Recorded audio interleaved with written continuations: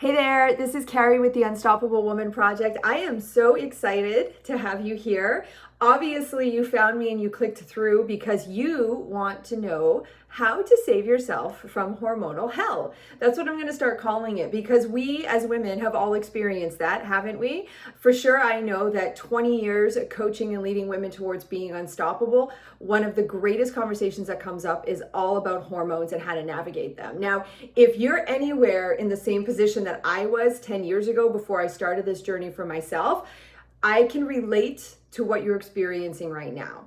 You probably feel a little crazy. You probably feel like it's never going to end. You probably feel a lot of guilt for the way that hormones have maybe set you up in the eyes of the people around you. You probably have guilt for some of the things that you may have done or said when your hormones come in and just take you on the roller coaster of life. I know exactly what it was like because I was living it. I was living it in such a state of desperation about 10 years ago that I honestly thought that it was going to be a never-ending story, that I was going to be stuck with hormone hell forever until I found my way out. And that's what this is all about, because you do not have to be lonely. You do not have to be stuck in it. You do not have to be alone. You do not have to be afraid of what's coming if you're equipped. And that's what this is all about. My 4 steps that I started with as I started to move out of hormonal hell into hormonal heaven is what I'm going to refer to it as. We're going to like to look at hormones as a hormonal heaven, because you can get there. You can start to get to the place where your hormones are no longer the puppet master of your life, but you are the one controlling the strings. And that's what I want to start talking about today. So let's start with the 4 A's of mindset, which is the very first thing that I had to step into in order to create change. Okay, so I'm going to give them to you first, and I'm going to slow down my talking a little bit so I don't lose you along the way. Acceptance, awareness, accountability, and adaptation. These 4 things have got to be in place in order to create the shift from hormones impacting your days so tragically. So the first A is acceptance. Now, here's the truth. Hormones are a pain in the butt. I was going to say something a little bit more vulgar, but I'll let you fill in the blanks right there. They're a pain in the butt, right? They are frustrating. They're unpredictable. They make us feel like we're losing our mind. And here's the thing. I don't know about you, but one of the things that I experienced was the whole reality of like, well, that's just the way it is. You're a woman. You know, it's what we have to deal with. Us women, we have to deal with this. We were given this story, this truth or this false truth that this is the way it has to be. The first thing that I had to do when I was on the process of change from hormonal hell to heaven was accept that it didn't have to be that way, that there was a way out. Now, I didn't want to go a route of medication or anything like that. I was suggested that I take antidepressant medication at one point, but I didn't want to go that route, right? I wanted to go the route of being able to own it myself through my mindset. So I had to accept that it didn't have to be this way, that there is no absolute truth. And that was so important, because until I accepted that I could change it, I was stuck. So that's the first A, acceptance. That's what we have to do. The second A is awareness. Now, this one is an ongoing process, but the more we step into it at the beginning, the more we're going to be able to increase our awareness over time so that we know the things that are triggering our hormone reactions. So awareness of ourselves, of what our hormones are presenting in the world around us, how we feel, how we think, how we act, how our physical body feels. There are more cues to being aware of the triggers of hormones than just PMS symptoms or just moodiness. I was able to dissect all the way back to the most basic of thought patterns that were allow me to catch it at the interruption place as opposed to intervention. Now, that's actually really important inside the awareness piece, because what we have to understand is that if we're not catching our hormones as they're going down this roller coaster, right? If we're not catching them, we're going to end up hitting like a brick wall. And it's much harder to stop a car that's going 100 miles an hour than it is to stop a car that's going 10 miles an hour, right? It's pretty basic. That's what you have to do through the awareness process with understanding your hormones. You need to start to identify the early warning signs. And I was able to do that. Like, I don't know if you've experienced this, because I certainly experienced it. Every woman I know and I've coached over the years has experienced this, where you don't think you're hormonal, but you've got all this energy, these moods that you're crying, etc., and then you get your period, right? It's kind of the way it happens, and you're like, oh, I should have known, right? Well, how can we go about interrupting that before the onslaught of emotion? Because it's so much harder to come back from a hormonal explosion than it is to interrupt them with the hormonal nuances that are coming up. One of the things I always joke about, for example, is that on day 23 of my cycle 10 years ago, my husband used to be no longer funny. I used to get like highly sensitive, but that was the first nuance of language that I would hear. I would hear that, like, you know, I was saying things like, why is he being mean to me, for example, as a, you know, just to give an example. But by being able to catch it at the 10-mile-an-hour place, I was actually able to interrupt it before I was going full force into a wall with tears and emotion and the exhaustion that was going to come with it. So that's the second A, awareness. We need to be more aware of not just the big, but the small, because as you're listening to this right now, I'm sure you know all the big things that are your hormonal triggers. We want to go a little bit deeper than that. Actually, we want to go a lot deeper than that. The third A is accountability. This one is so important. Without accountability, we cannot create change. So one of the things that I'm not necessarily super proud to say publicly is that I was really bad at taking accountability for my hormones and the reactions to my hormones and my ability and my power to change them. When I went through this about 12 years ago, where they kind of took a turn, a 180 turn, and did this like flip-flop on me, and I found myself being highly reactive. I was so quick to victimize myself and to blame hormones, to throw my hands in the air and pretend that there was nothing I could do. I wasn't willing to take accountability because I felt helpless and hopeless, to be honest with you. I hadn't gone through the acceptance that it could change.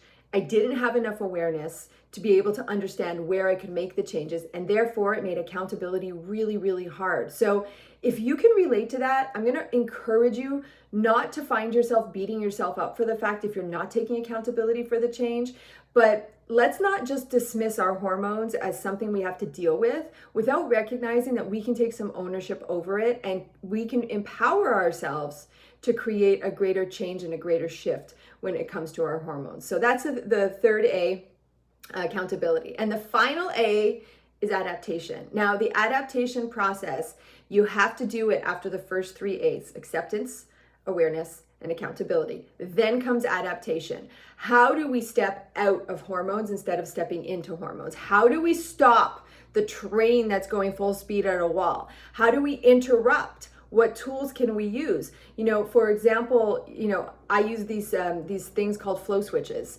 right? It's a series of words that basically are a reminder for where I need to go and what I need to do. So for example, step out, not in. That's one of my big ones for hormones. I got to step out of the hormonal reaction instead of stepping into it, because I don't know about you, but if you're like me, you can know you're hormonal and you're still walking straight into the conversation, right? So how can you teach yourself through the process to step out of hormones instead of into them? That all comes in the adaptation process. It's also the place where I teach the 4 pillars of mindset, which is essentially a daily mindset protocol to make sure that you're identifying the early warning signs and then shifting the direction of that, which I won't go into in this video because that would make this video super long.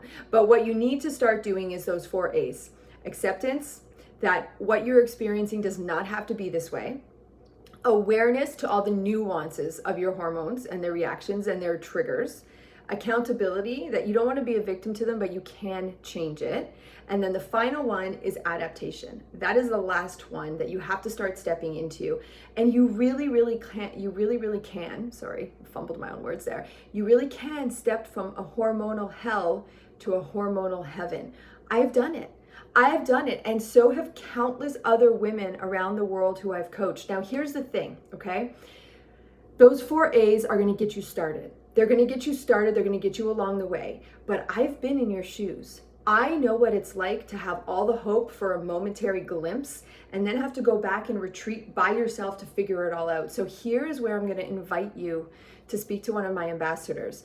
my ambassadors who are equipped to listen to you, hear what you had to say. Like you finally get the space to express, because I know so many women who deal with this hormonal hell and don't want to talk about it because they're embarrassed, they're ashamed. Maybe they've caused a lot of pain, a lot of harm, and they're afraid to share what has happened with their hormones. So our ambassadors are here to listen, to allow you to vulnerably release and to share. Get in a space where you can be heard without being judged. You can be heard without being worried about what the other person's expectations are going to be, especially when we're talking about hormones, because often it implicates the people who are closest to us.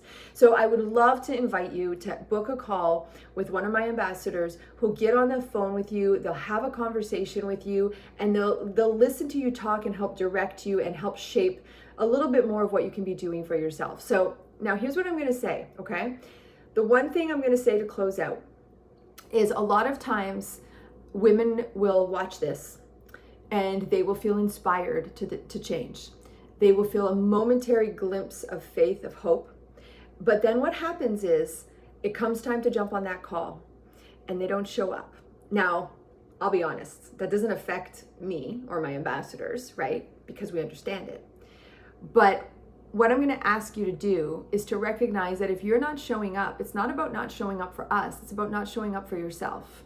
It's about not allowing yourself and honoring yourself enough to give yourself the space to be able to talk to someone who can help you. And I get it. I really do. I get it. It's scary. It's overwhelming.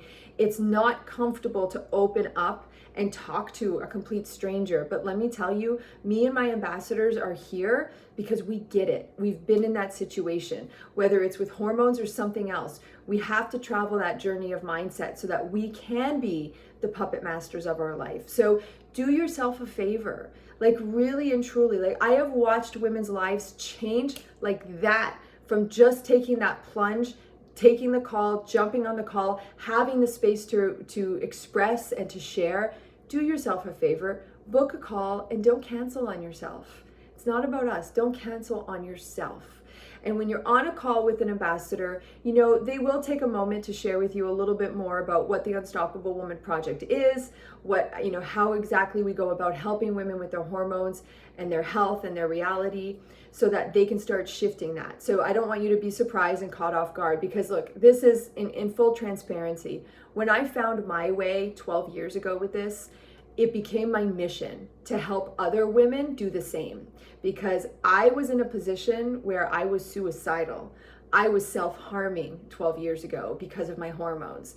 And it wasn't until I started to unravel all of that I really gained my power back. So book a call for yourself, show up to the call for yourself, and be prepared to share and to listen and to hear about what's possible for you, so that you don't have to be living in this reality anymore. So there you have it. I wanted to share that with you. I could have talked way longer and given you so much more, but hopefully take a nugget from that, apply it, start changing your life today, because you certainly can. And that's what we're here for at the Unstoppable Woman Project.